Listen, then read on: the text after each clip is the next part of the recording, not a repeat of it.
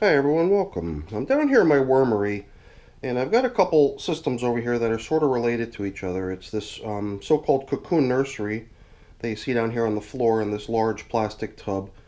It was into this box that I had placed all the finished castings from back in early July when I had finished up my outdoor worm bag, and I had taken the worms out of there, and I put all the nice finished castings in here. Rather than using the castings out in the garden, I had established what I refer to as a cocoon nursery in this box, assuming that it was loaded with a bunch of cocoons and a lot of potential for those to, hatch and produce additional worms. So, besides taking the worms out of that finished outdoor worm bag and starting a new box with them and starting them off into their new environment, this box has also been running parallel to that, giving it time for the cocoons to hatch, for us to try to round up those worms. And 15 days ago, we actually thought to ourselves, hey, why don't we make that a done deal? 80 days have gone. We've already done a number of haul outs of worms, but we somehow couldn't resist continuing. So we left a little piece of banana in there. And then 8 days ago, we did actually pull out a bunch of worms from surrounding that banana. And we just couldn't resist trying it one more time. So we actually put that banana back in there. So even though 15 days ago, after 80 days, I figured this cocoon nursery is done, we're still in here trying to haul baby worms out. So we're already approaching 100 days at this point. So my hope is that hopefully we're down to just maybe a couple baby worms. We'll get them out of there, and maybe we'll decide that it's time to bring it into this cocoon nursery.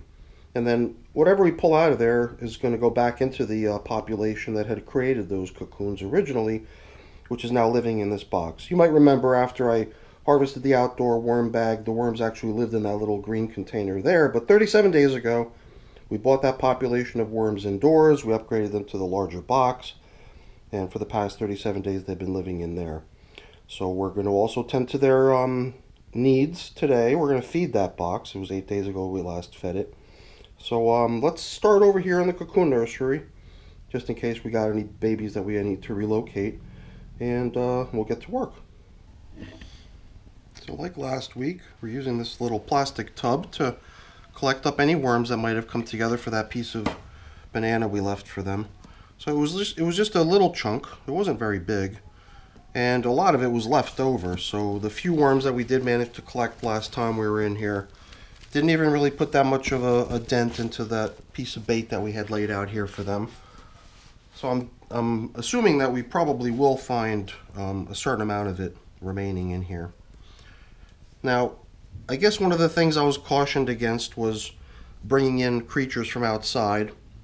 And right away you could see on this piece of wood, certain creatures are in fact hanging around here. We got these isopods, or roly-polies, I think wood lice. Makes sense that they're hanging out on this piece of wood. I think wood lice is also one of the names that they go by.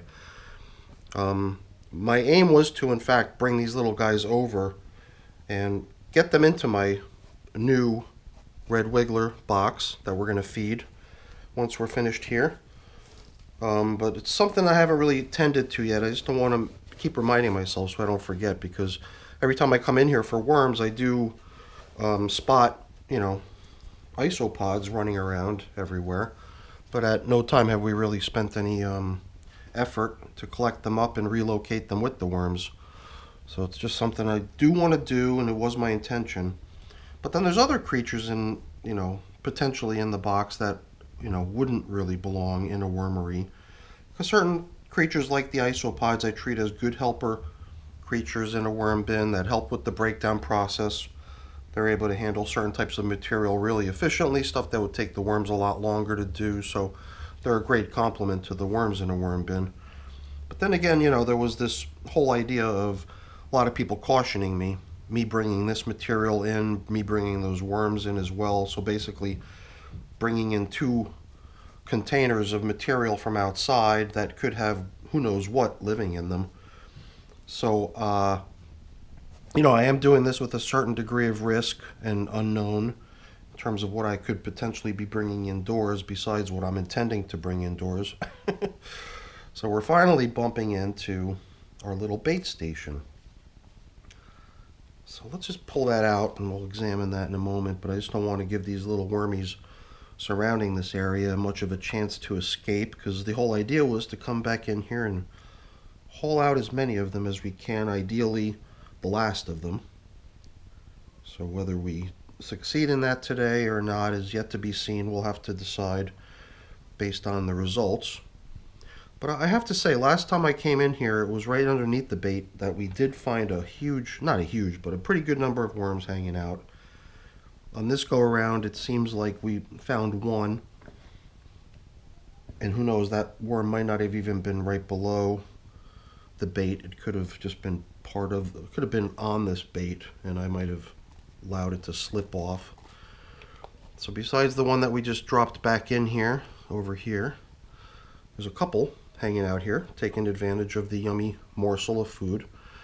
Kind of makes sense too, right? Because if you look through this finished castings material, it doesn't seem to offer a lot as far as nourishment is concerned. Although I'm probably completely mistaken by that. I'm sure that this stuff is loaded with all kinds of stuff the worms could probably continue to eat. Perhaps the thing that's really helping to collect them together is the moisture present within this little chunk of banana. Maybe it is the moisture that they're getting drawn to. And I'm just looking at this thing too. It looks like we got ourselves a good number of worms. A lot of little tiny itsy bitsy ones hanging out in here, making it kind of difficult to account for how many there are there exactly. I would have to guess, well, I don't know. What I'd really like to hear is what other people think.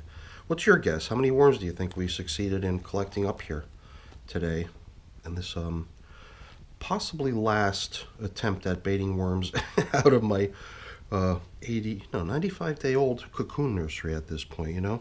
For me to have it marked off as complete 15 days ago in the tracking spreadsheet does seem a little incorrect. Maybe it would be better off for me to actually update it and possibly list today as the final day of the cocoon nursery, making it a 95-day-old experiment, which at this point might be a done deal.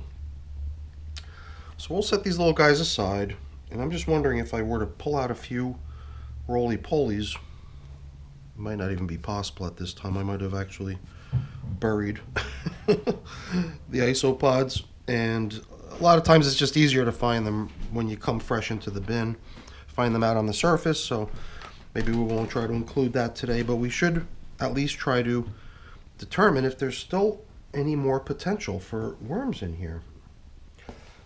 And other than what was right beneath that piece of wood that we pulled out, everything else is kind of drying because it's, had good exposure to the air, allowing it to dry off, continue to dry off on the outer edges.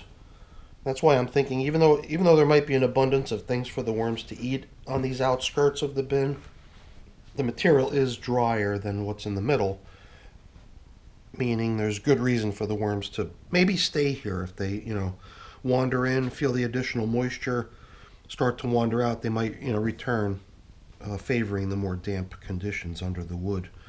And then hopefully while they're traveling through that more damp material, they stumble on and really enjoy and remain in the damp material, possibly getting over by the food and staying there too. So the only thing that's kind of giving me pause is that I thought I just saw a cocoon, a pretty dark colored cocoon. I don't even know where it went though at this point. It's just blending right in. And it might not have even been a cocoon. That's maybe a mirage, you start seeing things, thinking to yourself, geez, have I not left enough time for all the cocoons that might have been present in this material to all hatch?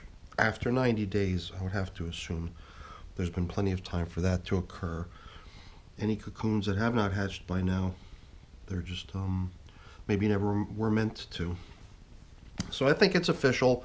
I'd love to hear everyone's opinion on this as well.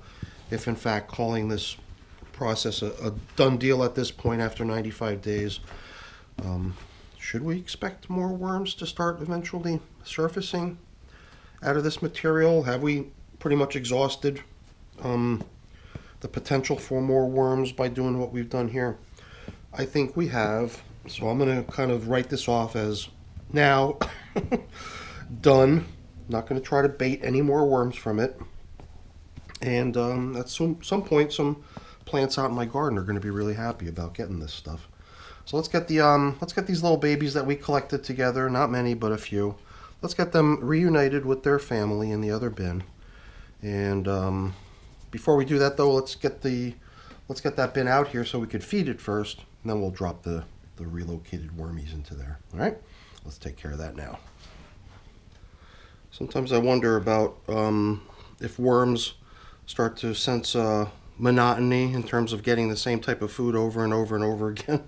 Because last time I kind of felt bad. I watched the video from last time to refresh my memory on what we did here last time, and all they got last time, from what it looked like, playing it back really quick, was coffee. All I did was give these guys coffee last time, a type of food that I referred to recently as sort of a boring type of a feeding, because I never really seem like I sense a lot of worms going crazy about any coffee that they've been given, as opposed to certain other types of foods that when you give it to them, it seems like there's just, crazy, worm parties happening around certain types of feedings. Other types of feedings seem kind of boring. I don't even know how to describe it. Perhaps something that the worms don't like as much, or for whatever reason can't really start consuming right away, or whatever the reason is. Even though we gave them a good amount of food last time, I don't know if we're going to find, I mean, who knows, I could be wrong. Let's see what we see. But first thing I noticed was a couple worms kind of coupled together here, sort of latched onto one another. It's a little bit hard to see because they're a little bit entangled in their own castings here, but if we move them aside onto the paper here, kind of reveal the action, they're mating. That's how they look when they're kind of getting together. I kind of feel bad disturbing the process. But right here next to where I put down the mating couple, I found another little larva. So it's just, I guess, par for the course. Certain things that you're going to find mixed in with worms that came from outside, and some of it could be creatures that you favor having in the bin. Others could be other types of creatures that you maybe don't favor having in the bin. So this is just a couple, I don't know, some sort of larva that I just prefer not to leave in here. If I do leave it, I'm going to squish it, and apologies, for anyone who doesn't really want to see that happening. I usually try not to make a big scene out of it, but yeah, I do take care of creatures in my worm bins that I don't consider as stuff that belongs there. So let's just continue. No need to dwell on that topic. So yeah, this paper's coming along good. I always love the way how stuff gets a good, amount of attention right beneath the plastic because of the recirculating moisture. All these castings we see here, as well as all the castings that were stuck to those pieces of paper, were all deposited over the past 8 days. And it's quite a bit, if I do say so. That's pretty cool. I'm glad to see it here. So for for how long something like this has been in the bin, I really don't know anymore. This is a part of a avocado pit, and instead of leaving it as just a whole avocado pit, I've actually been slicing these things up, and they get broken down pretty quick as a result. So that's a pretty good thing to see there. This piece of paper, or what's left of it, was probably a coffee filter attempting to show us where we last fed, if I'm not mistaken. So maybe we could take one of the coffee filters that we're feeding with today and repurpose it to not be bedding, but to just be a marker to show us where we last fed. Jeez Louise, what is going on here, and what are these creatures? I'm seeing quite a number of them. There's a third one right there, really quick. I just spotted 3 more of these things, and this is probably the sort of stuff I was being warned of. One thing a lot of people warned me of in the comments of my in my videos was, beware, you could be hauling in a whole bunch of who knows what, and without knowing what the heck these are, my tendency is to just, play it safe and eliminate them, unfortunately. And I do keep bumping into them pretty regularly. I just don't know what the heck they are. I mean, along that same vein, when I do bump into certain other types of larvae, I do recognize them, and I know what they are. It's like the black soldier fly larvae are really easily recognizable. Something about these larvae that just don't look that way to me. And I have actually found a few black soldier flies in my wormery over the past week or two. Finally, you know, growing up to the point where they can transform into the fly and crawl out of the bin and get airborne. So most of the time they end up in my window because they're drawn to the light. And then I simply scoop them up and take them outside and reunite them with the other black soldier flies that are out in my garden. But let me get rid of these. I'll be right back. Aha, I forgot about this. This is something that we pulled out of the cocoon nursery last week. It was right underneath the piece of wood and it was just falling apart. So the intention was to get it back into the system, into this system as bedding last week, but I forgot.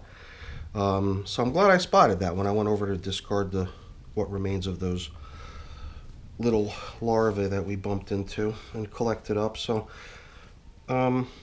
I don't know. If anyone out there knows what they are, I would love to hear some thoughts on what it was that I pulled out and what it was that I would have ended up with if I had not pulled it out. That's probably what I'm more interested in knowing. So yeah, I'm just curious. If anyone knows, by all means, please chime in. So let's see, we collected up some stuff over here. I don't even know where that piece of mango or avocado pit went. There's a large piece of bedding. Thinking if we're going to find stuff in here as we go, we maybe collect it up so we can return it all back down into the feeding area. Finally, a little bit of action on these avocados, which have been in here for maybe 3 weeks now, maybe longer, 4 weeks. It was the sort of stuff that I thought would be gone in 1, 2, 3, but it's really taking much longer than expected. Here's just some of the coffee filter we had torn up to include as bedding complement to the food. And all that white stuff is grit, making me wonder if it's even necessary to add more grit at this point. It seems like there's a good amount of it floating around in here. I'm usually pretty generous with the grit anyway, so I usually don't worry about having insufficient grit within my worm systems. Here too, thank goodness. I kept thinking that these avocados are just going to be sitting in here forever, but perhaps it just took a certain amount of time for the breakdown process of the material to kick in to the point where worms can actually start taking advantage of what's going on there. Finding a lot of bedding from previous feedings, making me question if I even need to add any fresh bedding today. I think we'll probably hold off on doing so. The material's a little bit dry. I wonder if it was a little bit more damp, if it would have ended up having more action. Probably would have, right? A lot of this also seems like the coffee from last time that just didn't get consumed. Something tells me maybe we place these portions of coffee in within their filter. The filters might have been whole when we put it in here. I'm having a hard time remembering exactly. So I mean, I've gone right down to the bottom at this point. I was just curious how the moisture was down lower. A little bit dry there too. There's worms mixed into the material here and there. So I'm kind of glad that today's feeding is also including some veggies that have been frozen, some carrot peels, which I don't think are going to contribute a whole lot of moisture, but I know they'll contribute some. So that's a good thing, because it does seem like the bin could use a little bit of moisture boost. I'm glad I'm covering with plastic here, you know, because if it wasn't covered with plastic, I believe the material in the bin would be even drier. I think we're kind of at the limit of how dry we would want a worm bin to be. And I usually try not to react to observations like that. You know, I don't want to run, oh, let me go run, get my bottle. I mean, unless it's dire, naturally I'll take care of it if it is dire. But here, I don't know if we're kind of at that stage yet. You know, it might not even hurt just to give this feeding area just a couple squirts from my bottle.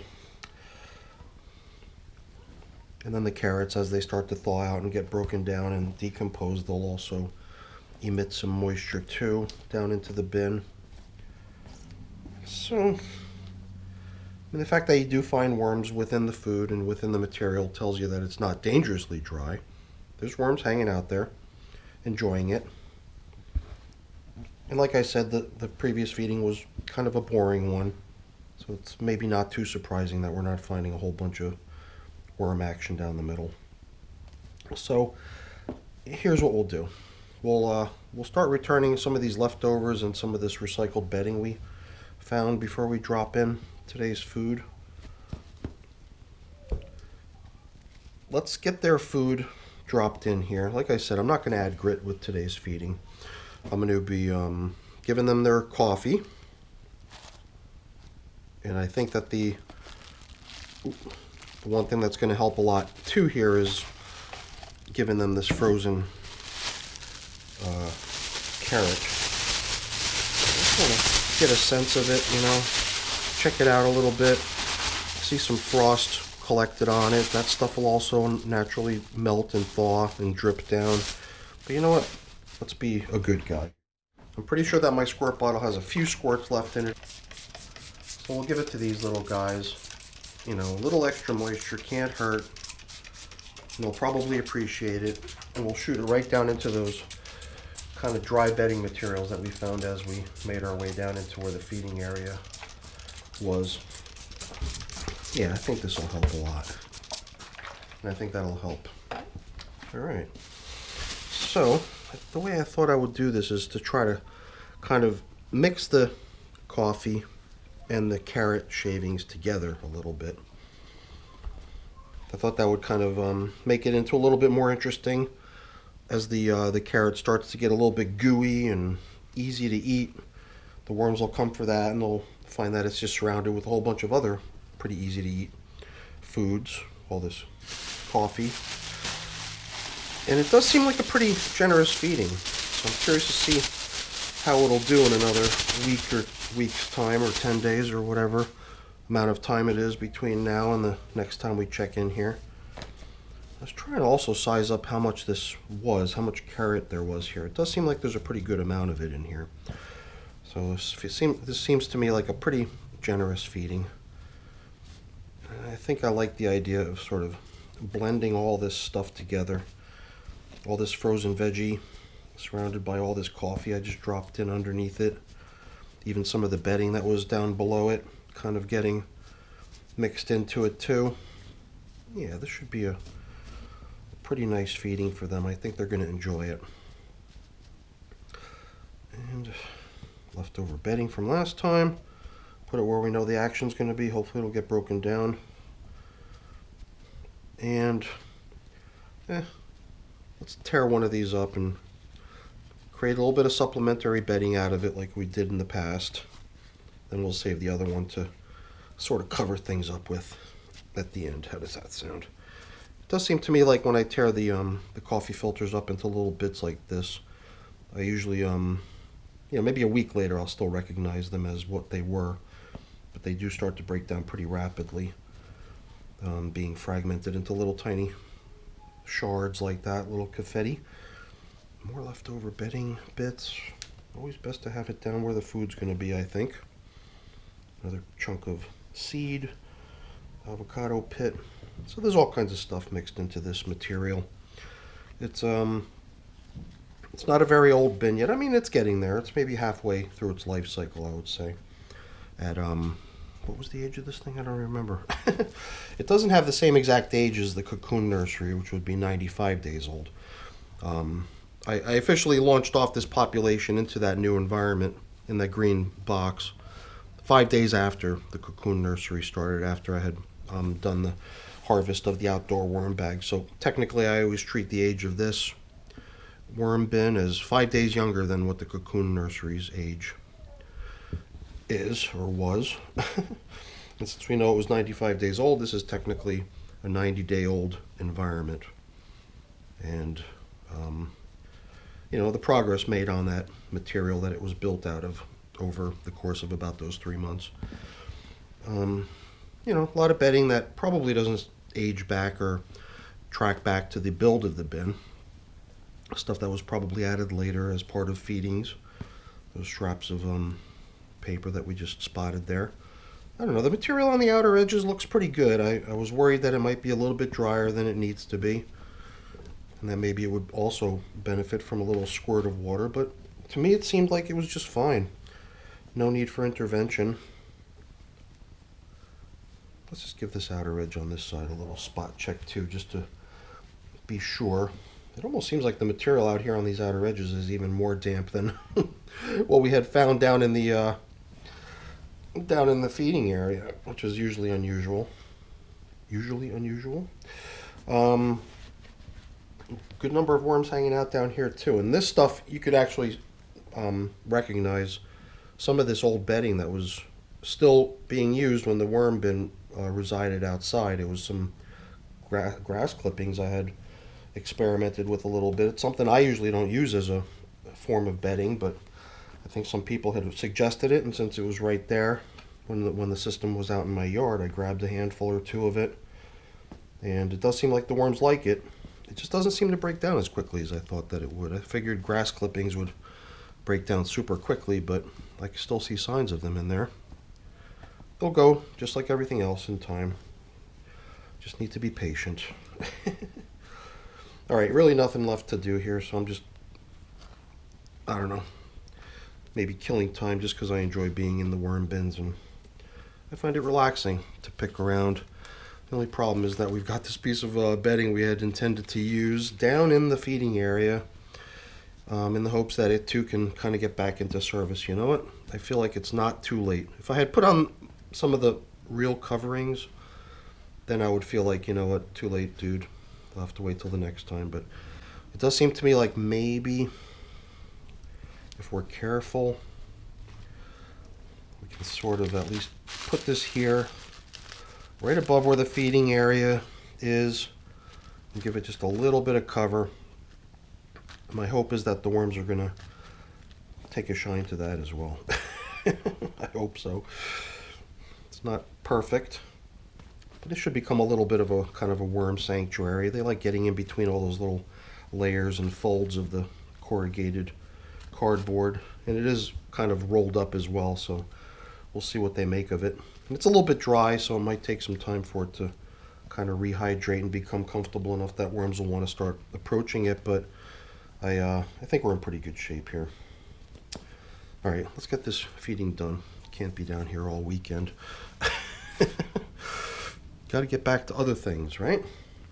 But it is fun. It is relaxing. So it's not surprising when you come down to do a task that could easily be done in 5 minutes, dumping in some food for the little guys. You end up spending a lot more time just because it is so relaxing. Oops. This is what I always worry about, is putting those pieces of paper and plastic out onto the table and having a little wormy slide off the materials and end up on the bench, or even worse, down on the floor, someplace where I'm not going to spot them and be able to rescue them. So I usually try to take care when I'm removing these types of materials from the worm bin. Even though it's a few minutes and you know it's going to be going back into the bin shortly, the bright lights, the dryness of the air, change in scenery, whatever the case may be, all of those can cause the wormy that's hanging out on that stuff to get mobile and end up in a place where it can get into some real trouble. So it is always best to kind of take a look around, make sure I don't have any other worms zipping around over here that need rescuing. I think we're good. Alright, so that's it. We're done with today's feeding. Oh, no we're not. Jeez. I would forget my head if it wasn't screwed on. We wanted to get rid of these little relocated worms too, right? I can already kind of hear you guys out there in the viewing audience. It's like, what about the worms? What about the baby worms? So I think I heard you. Thank you for the reminder. So we'll get these little guys in here. And I don't know about how much of a worm release party we're going to have here today. This is interesting. There are pot worms in here too. I don't know if it's visible on the camera. But there's a whole bunch of little tiny little white worms that are also stuck to the plastic container. I got rid of all the red wigglers, but there's a few pot worms in here too. Not much I could do about that. They're going to just dry up out there, unfortunately. But pot worms are a pretty common additional inhabitant of a worm bin. So, I don't know. Let me hear your thoughts on how many baby worms we're adding to this environment. It certainly isn't much. But if I hear any feedback on the topic, I'll certainly update my records accordingly. And then we'll end up with some sort of a final number for how many worms occupy this system right here. trying to remember what the number was. I had actually checked my spreadsheet to get a sense of that, but I forget what the number was. I believe it is somewhere in the 1,500 range, but I could be misremembering. All right, everyone, that's it for today. I've got a few things to take care of as far as getting them cleaned up and put away, but I'm not going to waste your time with that. That's boring. Really quick, though, before I go, let me just say thank you. Thanks so much for watching. Hopefully you enjoyed it. If you enjoyed the video, then, as always, please remember to leave me a thumbs up. That's always really appreciated. And if you haven't done so, please also consider subscribing to the channel, too. That's really appreciated as well. All right, everyone. Have a great day. Thanks again for watching.